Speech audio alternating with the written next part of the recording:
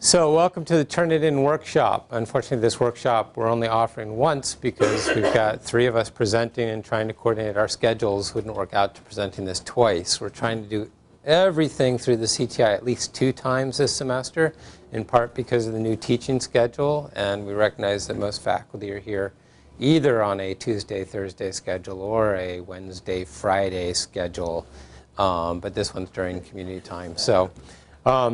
I've run into that in a lot of trying to put together committee meetings as well as talking with different people in different departments. So, so this one is going to be videotaped, and we will be sending out an announcement in which the workshops are videotaped in archives. We'll send you links to those, and there'll be materials associated with those workshops. So if somebody misses the workshop, they can walk through a lot of these things online. Brian, who's videotaping, will concentrate on the presenters. So he'll catch your voices if you're asking questions. We'll repeat questions, but he's not going to zoom in on anybody within the workshop, okay? So today, did everybody get an email from me about the Turnitin assignment? Okay. If not, what we'd like you to do is to log into Canvas, and Gail can help you log into Canvas right now if you're not sure how to do that. If there's anybody who's not sure how to log into Canvas, please just hold up your hand briefly so she can come around and help out. It's not mandatory that you do it, but we wanted to get a variety of materials uploaded into an assignment that uses Turnitin, in part so we can show you that depending on the discipline, the score you get for originality is going to vary greatly. And that will depend in part on whether you're having Turnitin include quotes or not include quotes when it looks through the paper for originality. So we have that Turnitin assignment. How many people did it? Just so I get a sense? Good. OK, so we'll have a good variety up there. So you did that. That's something we're going to be coming back to. Gail is going to start us off by just walking through Turnitin in Canvas so you get a sense of how it works within Canvas. I'll talk a little bit about how Turnitin works in general. We're probably going to be at a point then where we can grab lunch.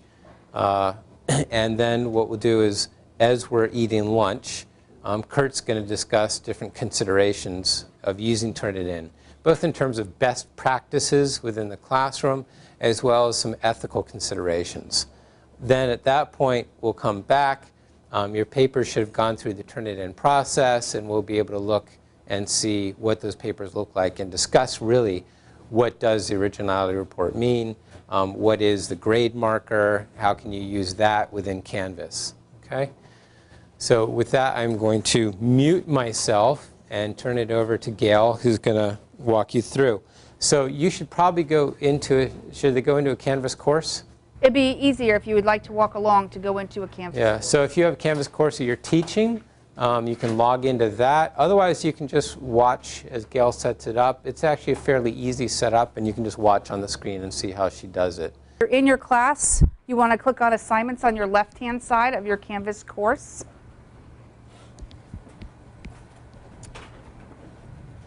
And you want to add an assignment. If you've never done that before, it's in the column on the far, far right, where the green plus sign is. And while we could spend time naming it and things like that, we're really going to be looking at the content. I'm just going to get rid of that for you. Sorry. Of course, in this place, we want to click right on More Options. And the title is at the top. The middle section that you're looking at up here talks about all the instructions. We're really going to be moving down to a little below this box and concentrate in this lower part where it says Points, Due Date, Assignment Group. And really what we want to click on is called Show Advanced Options.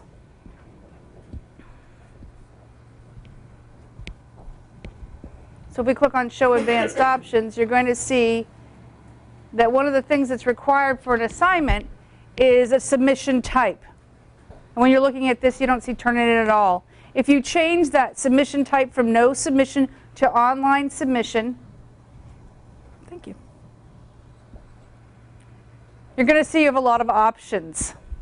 The options that are at the bottom is the Enable Turnitin submissions, so you want to check that box.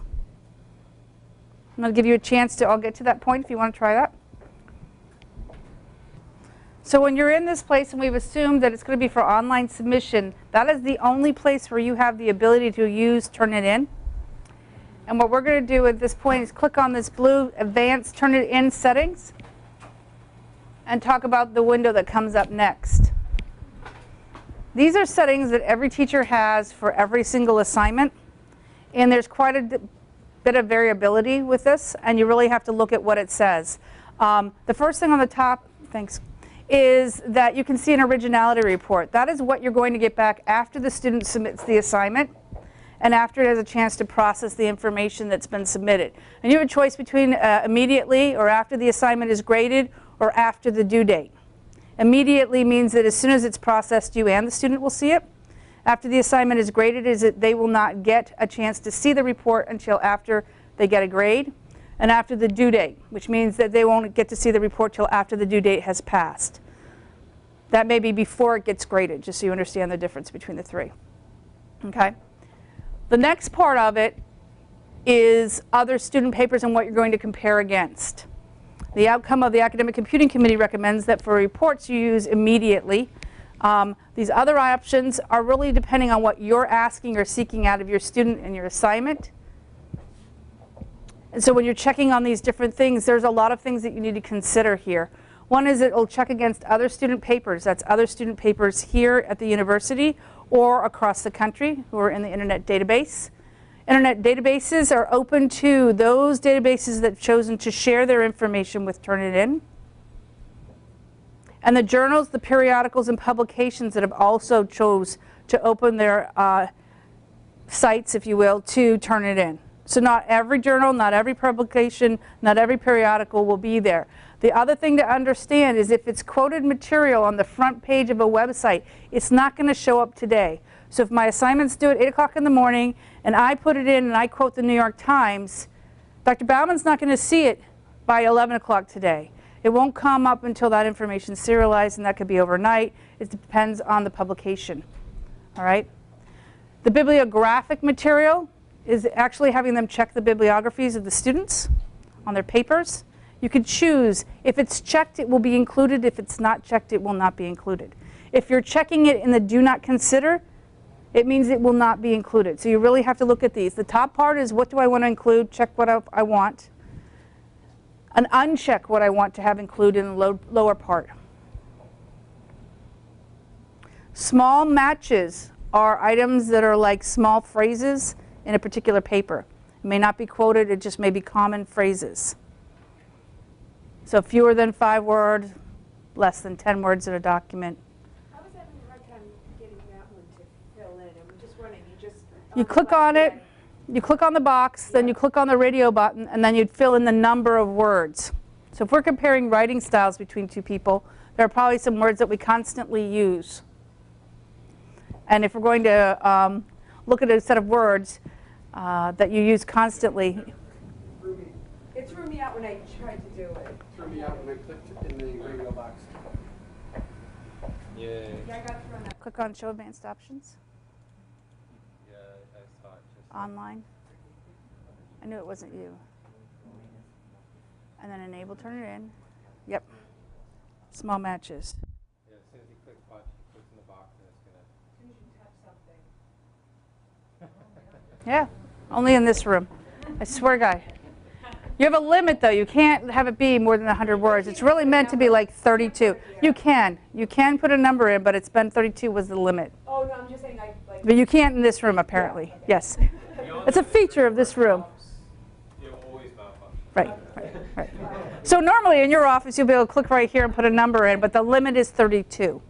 All right? So you're asking it to compare across 32 words would be of similar. And that's the ofs and the thes and any kind of punctuation that they use. Yeah. Yes. I have a question very quickly about something you already talked about. Go right ahead. Which is other student papers. How does that update and continually add from an institution? If I was the first person to put my paper into your class, it would do a report. If you wanted, and let's say I did it 2 weeks before Judy put hers in, you could have my report rerun if you're concerned. But it won't rerun the report and compare against other people constantly. So it's only comparing against your... Well, it's going to compare against the body of people once. But in your class, not in your class. It will go against other sections. It will go against other classes. It will go against other students at other universities. Okay, for example, I have had reports submitted to me in a section of my class that I have been told were submitted earlier years by other students in the same class for other faculty. Is there any way to pick that up? No, because the original reports weren't in the Turnitin database. Over time, if we built it up. Yes. Say Bio 208, say, would all of the instructors, all sections for Yes. a number of years since we started doing this be included in Right. that? So in 2017, when Kirk becomes a biology major and goes in and takes the paper, then it will come back and say, oh yes, I've seen this before. But it won't tell me where. It will tell you the year and it will tell you the location. Okay. One last thing. It will not show you the paper. Can I feed in past papers that I've had submitted to me? You know, people are asking me that question. This will come up in our... I think that that's a discussion kind of for later. Technically possible, but it's under your name. When you submit a paper to turn it in, and this is why students are asked to submit it, is they are relinquishing their copyright. Because Turnitin is creating a copy of that paper and storing it in an altered form. The students own the copyright for that paper. Right. And so they're relinquishing that when they turn it in. You can't submit it. If you submit it for them, that might be feasible, but you're really signing away their rights for them. So ethically, that's impossible. This actually used to be how papers were submitted through Turnitin. In one of the first generations, Turnitin was driven by instructors who would submit. Instructors could give students an access code, and students could submit their papers directly through that access code. Here at Salem State, we're presented with a more interesting sort of ethical terrain, that this tool becomes much more transparent since it's so fully integrated into Canvas. And the Academic Computing Committee or board here has said that we really want students to know what they're working on. They've said that we really want students to know what they're working on and know what they're doing with their papers. So we've set up the process here so that students see that they're submitting a Turnitin assignment. We still get to choose, but we can't, there's no way that we have to feed students' papers through. But that was how Turnitin was populated for most of its first 10 years, is instructors could feed things through. It's technically possible. It's not in place that way here. It's live, and all you have to do after that is finish off your assignment. And when you go to the bottom of the page, add your due dates and everything else. If you are having this be due after a due date, you can't leave a due date blank, or the report will never run. So it does require that you're thinking about what you want out of the assignment. You have to do this for every single assignment. It's an optional tool for you to use on every assignment. And realistically, there are some assignments for which this is valuable and some assignments for which this is not valuable. And it's not a goal that you have. Okay? Do you want me to show the other side, or are you hoping to do the student side later? Yeah, that would be great for you. Okay. What is this? I think you have to...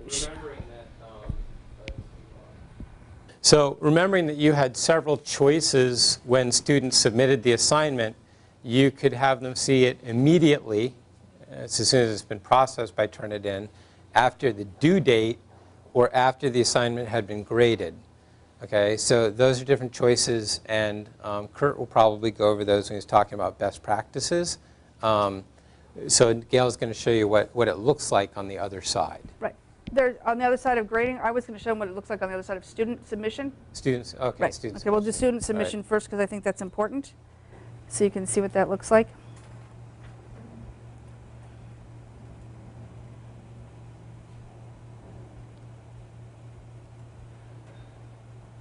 So when I'm in as a student and I come to my assignment, the only thing I have to do is click on submit the assignment. I might have completed the entire assignment. Unless the teacher has said here that it's a Turnitin assignment, they might not know. But when you click on a submission of assignment, you get this long-winded thing, which I actually have for you here so that you can read it a little more closely. What it basically says is the work you've submitted is being reviewed by the Turnitin plagiarism detection software, and the results will be provided to you and your instructor. If there's a question regarding the originality of your work or the accuracy of your citations, the final determination will be made by your instructor, and violations of the university's academic integrity regulations will be subject to disciplinary action as outlined in the official undergraduate or graduate catalog and in the course syllabus. And this comes straight from the provost's office. They determined that, so that it just sort of says, here's what it is for information. And then it also turns around and asks the students to pledge. I hereby certify that the work I'm submitting is my own and does not violate the academic integrity policy of the Salem State University undergraduate catalog and or the Salem State graduate catalog. Again, determined by the provost's office. We would have put the links in if the technology could have handled the links. So the students have to at least look at this. It's not like they will ever be putting in a submission without knowing that it's a Turnitin submission. So one side is creating an assignment, and the other side is what it looks like from a student view. So I can't even upload my file until I check that box. Okay? Just so everybody knows what that looks like. And then I can go right ahead and submit my assignment. I want to just go and show you what an assignment looks like when it's been received with Turnitin. Yeah. As part of the Academic Computing Committee last year, we had people who were working on Turnitin, and they did an awesome job of giving me many, many, many kinds of assignments to play with and to look at. And what you're going to see here is not so important what the item is that we're putting in as much as way over to the right is where you see it as a teacher. Way, way, way, way over here under submitted files. And you're going to see that Turnitin will review 3 different colors of originality and similarity. When we talk about originality, it really is a similarity between other work. And we can't focus very far in on that too well. If you do Control and plus, you'll be able to bring it a little bigger. Okay, and you'll have to move over a little bit. Scroll over at the bottom. All right, never mind, you can't do that. So, yeah. Basically, you're going to see it's 97, this is fine. This is fine. The 63%, 97% similarity, 5% and 19%. What's really important to understand is these reports take time to do. So if you put it in 5 minutes before the class is due, you're not going to have the outcome of the report that the student put in. This takes a little bit of time depending on the document and the kind of information. It could take overnight. Okay? And you need to allow the time. You can get one, the report will come back with a number, but then as it checks more and more, if it's just starting to come back, it is to your benefit to let it run for a full time. When it is done, it has that full number, and it's over to the side, and when it's ready, all you have to do is click on a number. You need to change student. Edward Maney. That's what I want to use. And the first one we're going to do is the first one on his list. And just click on the 17%. You actually click on the 17% to see a sample report. And it takes a second for this to come up. I don't want to be in anybody's way. And you're always going to get this overdue. The 23% is not what it is. It's always going to show you that 23% just because that's a sample of what's here. You want to close that to see your report. And then what you're going to see is different items. We have 1, 2, and 3 areas where we have a problem. And it actually starts by telling you what the source of the problem is and the height of the similarity. So if you were to click at Salem State, you'll actually see that it will, and click on the black arrow to the right, it will tell you a little bit more about the source of information. It highlights the quote on the left-hand side and shows you information about it on the right-hand side. And you can actually click on the link for further information. It'll cite the web page if someone borrowed it off the web page. Okay? I'm curious, is that stuff then that, I don't want to name them, but that somebody Just borrowed. borrowed, Let me be very clear. This is a fake document that we were put up by a teacher who is testing Turnitin. It is not anybody's personal academic material, okay? But is that maybe self-citing?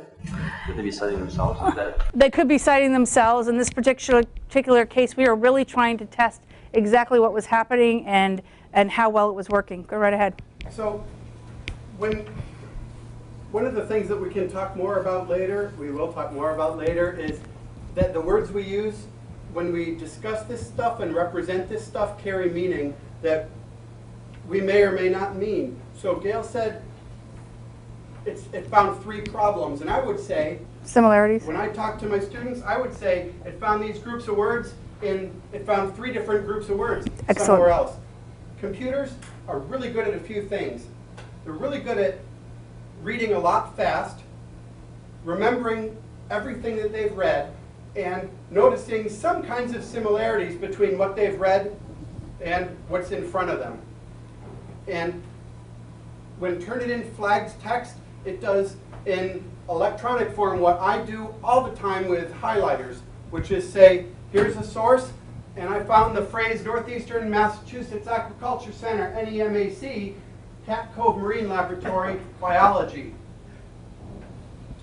And we're never going to think about, hey, is this plagiarism? But Turnitin says, you know what? I've seen this phrase before. I saw it here. And that's really what it is. It will find you where it'll show you where it found it. And sometimes it's a website, and sometimes it's someone else's paper. So did it find this because somebody checked the box that said Yes. fewer than? We asked it to check for small matches, yes. We asked it to check for everything, just to see what would come back. Okay.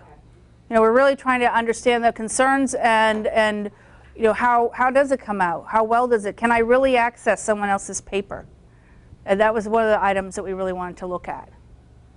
If it was somebody's paper, I gave you the quote that it will do on the back of this about a student paper, which is that the intellectual property remains with the right of the authors and the instructors. So that you can't get to student papers. You have to request it, and it will go to Turnitin, and Turnitin might send it forward to the student if they can find the particular student. Okay? This is just overlap. I think that's really important to understand. Words that they find that are similar. And you may want it to be similar. So, does anyone have any questions about this on this side? The students get access to this report. If it's set up, show the report immediately. The students get access to the report at the exact same time you do. I noticed you have 3 match items Right. on the right, but they're split up in different places. That Right. came from the same source? No, they could come up several different times. They could come from the same source. In this case, the similarities of one are all on the same internet source. That's what I mean. Right, right, right. I can't really read what's over there. And really what we're saying is when you find something and you need to find more about it, you come over here and click on the number, and it'll allow you to view the match breakdown and exactly where did those items come from. One of the things that you're going to see, if you could read this, you would see that the phrase that we're looking at now says, here's the sentence, once established, we hope to engage and train local fishermen in the longline mussel farming. And Turnitin found that phrase. I clicked over here, the number 2, and it popped it up here and said it's from here. I'm going to click the match breakdown, and what often happens is it finds this language in more than one place online. It found it here, but it also found it somewhere else. You have to click the white arrow to find the second source.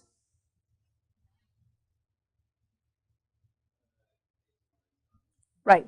So we'll go over one more. But when we're working with this, because what are the chances of someone writing about longline mussel aquaculture? And if we were using a more common phrase, we would see that Turnitin finds it in Hannah Bloomfield's paper submitted to me, and also in her cousin's paper submitted to Framingham State, and also in schoolsucks.com, an online paper repository, and also in a Time magazine article where we all got it from the first place. And so Turnitin will, if it has seen all in these places, it'll remember and it'll tell you all of that. Right. It won't tell you that it's Hannah's cousin. It will simply say student paper. I can tell you that source was actually written by one of the co-authors of it. Right. That's where it came from. Right. So they're using the same phrases. Right. Right. We're still just trying to show you what it looks like. Does anyone have any questions about how that would work for you? Okay, what I think is really important to understand is as soon as this is done and you've looked at the report, you still have to go back to your assignment and assign a grade. This does not become the grade, so that you have the ability, if you just go back and click on the assignment. Wait, no, I'm not gonna, just go up to assignment. That at the end of the day, you still have to come back over here and assign a grade to the assignment. So while it provides you information, it doesn't just automatically put it right into the grade book. Okay? Does anyone have any questions? I'll keep this really short and sweet. All right.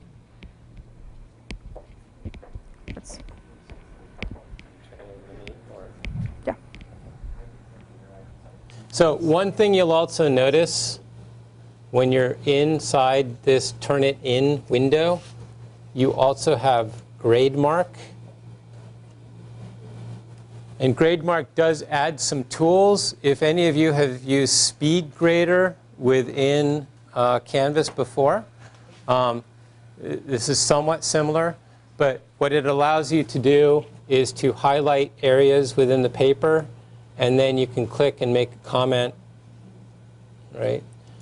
Or you can highlight something, and it's got preset phrases in here.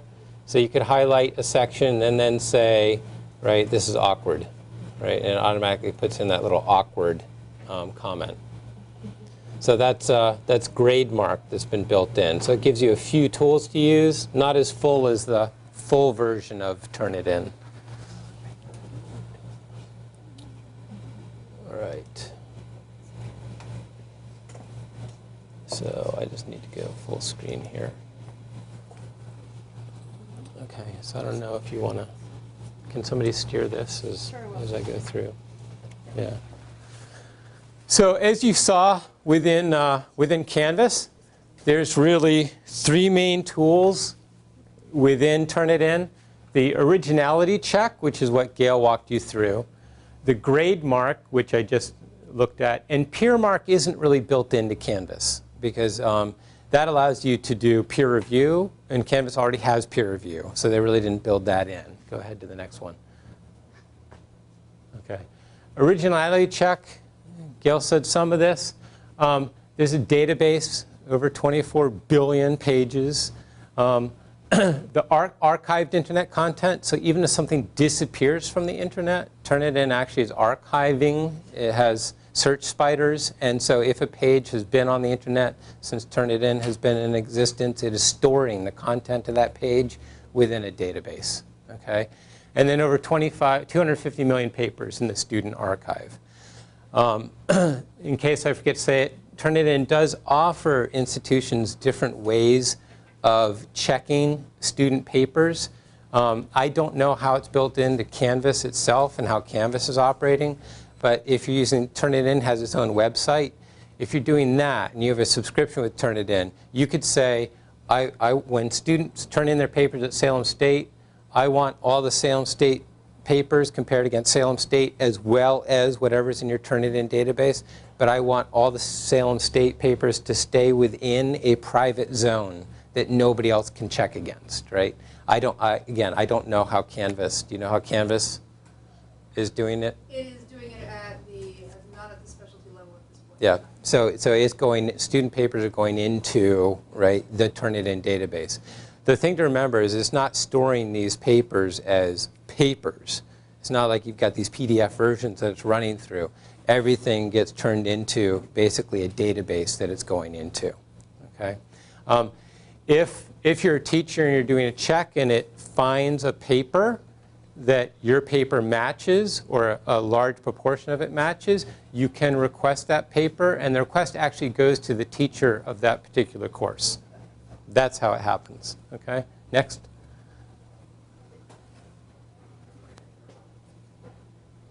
Okay. So grade mark I basically showed you. If you're using the full Turnitin, it includes rubrics, and it includes this ETS E-rater technology. The ETS e-reader technology and the rubrics are not built into Canvas, so you won't see them in our version. But ETS, of course, they've got this system that goes in and can rate student papers because they do those student essays on the writing exams. And instead of having people that they're paying to do this, they've created a system so that the computer can run through and assign ratings to papers. And Turnitin has purchased a chunk of that to go through and assign different stylistic markings to the paper. Next one. Peer mark isn't included, but I just wanted to let you know. So who runs this? So Turnitin is run by, sorry about that, Dave, right? Turnitin is run by a company called iParadigms. They also have Authenticate, which is a detection service for newspaper editors, books, and magazine publishers. They run a website called plagiarism.org, which is information about plagiarism. Fairly simplistic in its orientation. Actually, I'd say very simplistic in its orientation. And they also have software that they sell to admissions to run through and look at other applications and run through and see if essays have been plagiarized in the admissions. Okay, so they are a company that is making a lot of money based on fear. Okay. Yes. If they're, say you looked at admissions documents, frequently students will submit a very similar essay to multiple universities as applications. Are they plagiarizing themselves when they do multiple submissions of the same essay? Well, they know that? I didn't look into how their particular software works for that. I found it, since we're talking about Turnitin, that was just sort of a side note. I haven't looked into it. There's now a common application for universities, and there are common essays. So I would doubt that there would be any concern that if a student turned in the exact same essay to multiple institutions. I mean, wouldn't you think that that would be a fair? You're applying to 10 schools, they all ask the same essay, you use the same essay. I mean, would you call that plagiarism? I'm just asking because some universities would. And I'm just asking how you would. This is such a hugely gray zone. Yeah. I'm just putting it out there, and I know there's probably not an answer right now. It's just Yeah. You can put that in one of the envelopes. Maybe Kurt can come back to that. It's not out of two, but I can say that there are admissions areas that are asking for a original essay, non-duplicated, so they're being very clear. Admissions offices. I have a question. When students do PowerPoints or Prezzies, and they're including information, I mean, it's not a paper, but it is oftentimes a presentation about a topic that includes research. Can that go into Turnitin? Right now, the only thing that Turnitin will look at is a doc file, or actual text file. It's supposed to be coming, but it doesn't do a PowerPoint at this point. We won't do PDFs. It'll do a PDF, but it won't do like a PowerPoint or Prezi at this point. You can make a PDF of the PowerPoint. If you could So convert if they it. make a PDF of it. Right, yeah. Well, but a PDF, it's unclear, I think, whether Turnitin could recognize that the black stuff on there is text. Because right now it can't work with open office files, for instance. So Turnitin is not way ahead of the game on technology.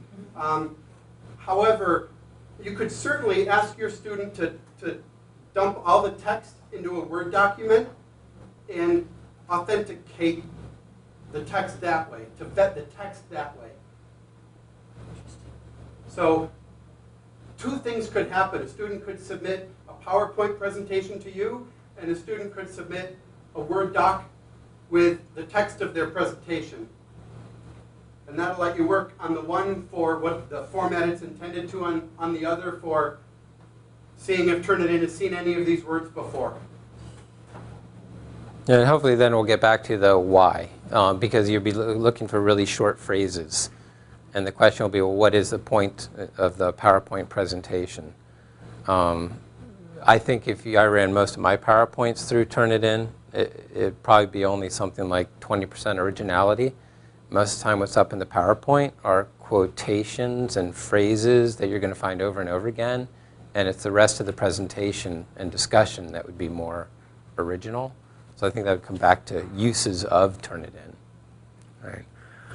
So obviously Turnitin has stirred up a lot of debate at Salem State as well as around the world. Right. So when Turnitin first came out, a lot of institutions, a lot of students, a lot of parents sued Turnitin. And they sued it under various guises. So they've sued Turnitin for violation of FERPA, the Family Education Rights and Privacy Act. Right? Student papers, right? Anything that can identify them.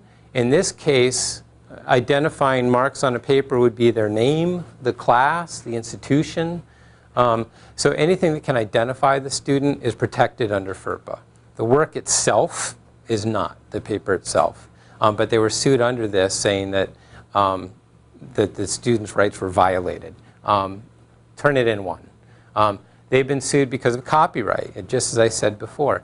Anytime you make a copy of a work, right? If you've created a work and it's in fixed format, so any paper that a student writes is copyright protected. Okay? If then that paper is sent in to Turnitin, they're making a copy of it in digital format, right? So they're actually violating copyright twice by making a copy and changing the format of it. Okay? So they were sued under that, and again, the people that sued them lost. Okay? The other concern, and this was actually a lot of Canadian universities, have stopped using Turnitin because student unions put up a protest saying that by submitting it to Turnitin, and Turnitin being an American company, that in fact all student papers could be made available under the US Patriot Act to the federal government. Whether that's true or not, I could not find any information on. However, there is a concern about that. Okay? So go ahead on. Right. Can I ask a question about, I don't know if there was any conversations about the relationship between digital commons and Turnitin? That the new library digital publication source over. I couldn't say the first part of your question. The relationship between digital commons and Turnitin. Well, digital commons is a repository where you're going to be putting papers in, you're going to be adding tags. Right, and by doing so, you have to copyright it there. Right. So So we can you might do find both? it as a source on Turnitin if you did it in both places, yes. That would be okay. Yes. Turnitin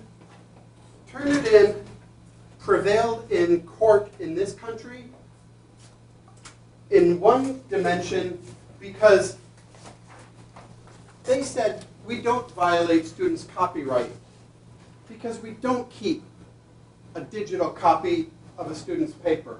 We keep what we call a digital fingerprint of a student's paper.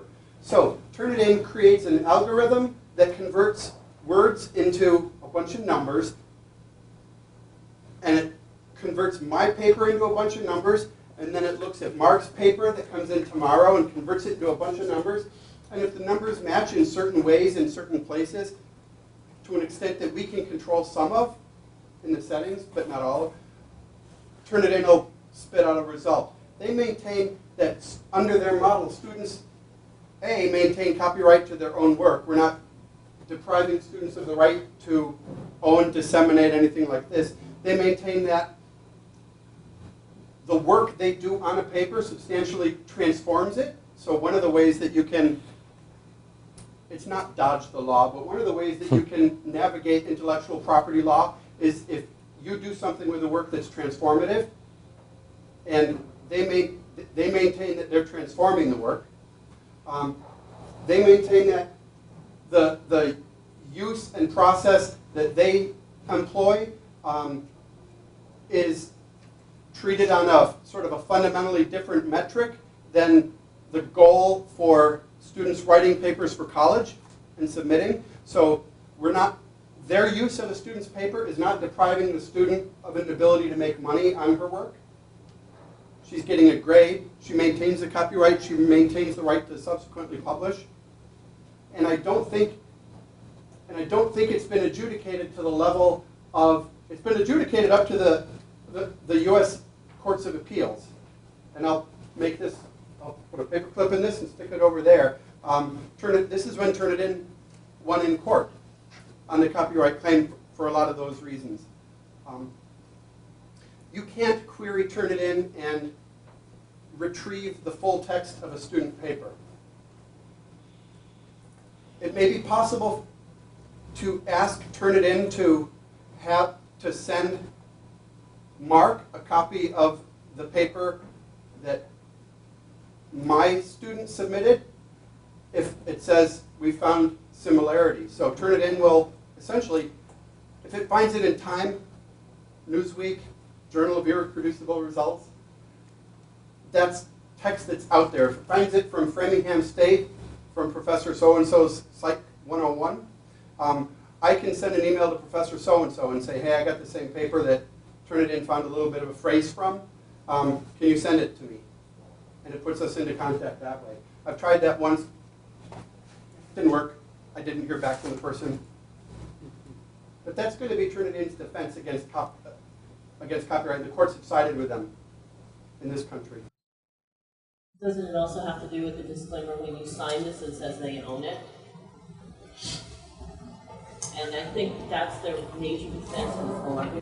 You can't waive basic rights around First Amendment, freedom of speech, and intellectual property. Informed consent sort of suggests that there are times when you might give up your right, when you might sign over your right, but Turnitin did not wrap themselves in the we provided due notice. Because one of the things that we see, students can't opt out of checking our disclaimers.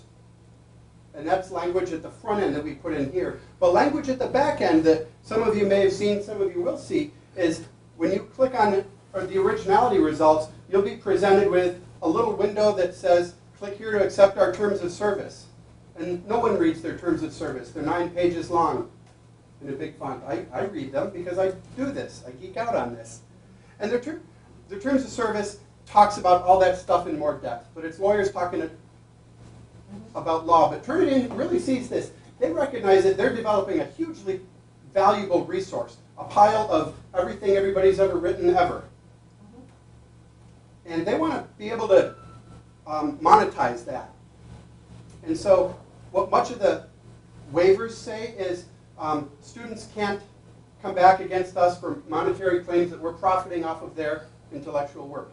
Even though every time your student submits a paper, their database and hence their product becomes worth a little bit more. So I think I've got 2 more slides and then we'll jump in and Kurt can start his discussion. Is the food over there yet? I don't know. So, Yeah. Can you just describe why it's banned and how it goes to? I didn't go into all these different sites in order to figure out why they banned it. But these different institutions banned it for a variety of reasons, some of which we'll be discussing this afternoon. But why Harvard banned it is different from why Princeton banned it, which is different from why Mount St. Vincent banned it, for the issues that we're talking about today, as well as the potential chilling effect that it can have on the classroom climate. And that's part of it, is if you're trying to get students to buy into a writing process and have an open classroom in which things can be discussed, this makes it very much of a top-down, authoritarian checkpoint. And so a lot of people banned it for those reasons as well. Okay. Next one, slide. Thanks. Okay. While it's been banned at some institutions, it does have wide acceptance. Over 3,500 higher education institutions, almost all UK universities. They have a joint task force that looks at information technology in the UK, and the joint task force basically purchased a 3-year trial from Turnitin, and after the 3-year trial, almost everybody in the UK have accepted it. On Turnitin websites, they claim there's been a 48% decrease in plagiarism over 7 years. So institutions that have used it over a 7-year period has seen a gradual decline. It amounts to about 48% decrease in plagiarism. So that's from the Turnitin website, just as a disclaimer. Okay. Beating Turnitin is a really, really popular YouTube video. You can also find a lot of websites that talk about how to beat Turnitin. There's a website called outsmart.it, which claims they can help you to outsmart Turnitin. There are, of course, paper writing services. There are, in fact, if you haven't looked at it, you can actually pay somebody to take a course for you. So people recognizing that the ways in which cheaters are caught is getting more and more sophisticated. There are course completion services, and they have a very sophisticated fee system depending on the number of papers, midterms, finals, how far into the course you are, what your current grade is, if you just want the person to take the entire course for you. In a case like that, it's almost impossible to beat, right, the cheater. So these are all things that you can look at. All of the little cheats that you run into, I haven't seen anything on YouTube that actually works. A lot of people say, you know, if you replace the E in every word with an accented E, which won't actually show up, but it can be an E from like the Cyrillic alphabet, that then Turnitin won't recognize the word. There's all kinds of little things like that. None of those actually work. But anyways, just to let you know that that is a game that is out there.